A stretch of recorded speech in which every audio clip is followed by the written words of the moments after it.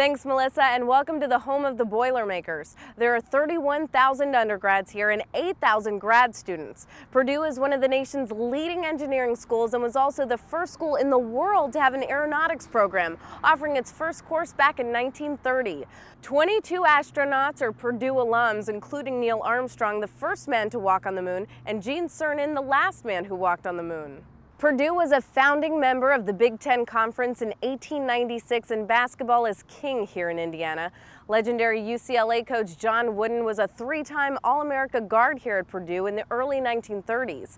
The men's team has won 21 Big Ten Conference championships, more than any other school. And in 1999, the women's team was the NCAA national champion. And it's the women's team where we find our story today. Two-time captain Lauren Mioton is truly the queen of the court. She is indeed a queen, the Purdue homecoming queen this year. But that's just one line on a resume that is quite simply astounding. Two-time captain of the basketball team, a Rhodes Scholarship finalist, a 3.97 GPA in biology, nominated for the Women's Citizenship Cup, editor and creator of a cookbook published to raise funds for her hometown of New Orleans. Those who know her best are her greatest admirers. She's so hardworking, it's just amazing. She gets up probably at like 5 a.m. I hear her alarm, and I'm like, I have like 4 more hours to sleep, awesome. She's a great student because she's of course bright and talented, but she works.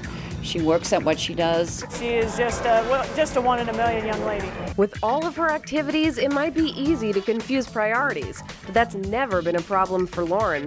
Academics are unbelievably important. No matter where I was going to go to school, I knew that that was going to be my priority, especially since I had the long-term goal of going into medical school.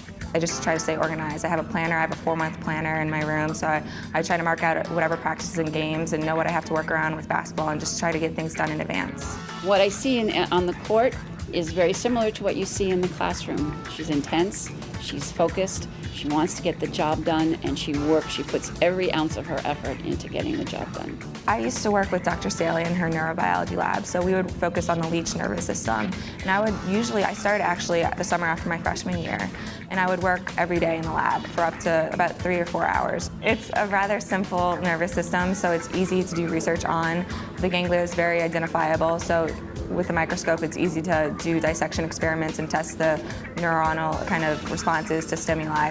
The stimuli that Lauren responds to on the basketball court is the leadership role her coach and team ask of her. She's a very good leader on and off the court. She might not play as many minutes or get the 17-point average, but they really respect her. They understand how she handles them is very good, and when she's off the court, she knows how to talk to them about life and life skills and the academic side, which is so important with incoming freshmen.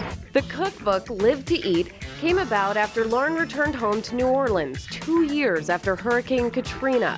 That summer was the first prolonged period of time that I had to go down to New Orleans and see the extent of the devastation and the lack of the rebuilding that had gone on in those 2 years. So I was really devastated to see what little had gone on, and upon returning to campus, I decided to do something to help my hometown and the whole southern coast. We had 250 recipes and sold over 500 books to raise a little over $8,000 for wetland preservation. Recipes in the book come from friends and family at home and at Purdue, and even from Purdue alum and New Orleans Saints quarterback Drew Brees. And the cover art, another Lauren Mioton creation. So Lauren has the cookbook, the cover, the court, and the classroom all taken care of. And what about that crown? I got into the homecoming competition because I wanted to represent Purdue University.